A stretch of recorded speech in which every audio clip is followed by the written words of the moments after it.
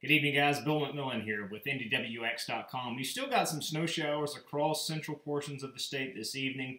These will continue to diminish during the overnight. That said, we still may see a couple of slick spots out there across area roadways. Not a big deal, but just enough to slicken up things in spots. As we put the HRRR forecast radar into motion, though, we'll notice that these snow showers will really begin to diminish for most of us during the overnight. And a dry couple of days lie ahead as high pressure builds into the area. Now, it will be colder. Temperatures tonight will fall into the upper teens to around 20 for most of central Indiana before we top out tomorrow. Around freezing, dry conditions return. Much more in the way of sunshine tomorrow as well. And then we remain dry on Wednesday and warmer with a southwesterly flow returning.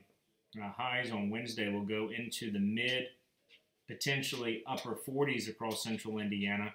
And then our next storm system will approach as we go into the day on Thursday. We'll fast forward this to the GFS forecast model, and we forecast light rain to begin to transition to light snow before ending during the day Thursday. Not a big deal. We've really not been excited about this storm system from the get-go, and our thinking hasn't changed there concerning things as of right now. As we continue to advance this, we turn much colder to close the work week, and a second storm system approaches as we move into the weekend. Saturday night into Super Bowl Sunday, we'll forecast snow to overspread the region, and this should be an accumulating snow event for most of us, and then we'll turn much colder, we believe, as we go into next week. Speaking of that, we're going to take a look here at the GFS ensemble, and this is out towards this is a 5-day snapshot of the upper air pattern, and this is just a classic look for that cross-polar flow, if I could speak, developing, which should really begin to drill Arctic air into the pattern here across the central and the Midwest, Ohio Valley, Great Lakes region.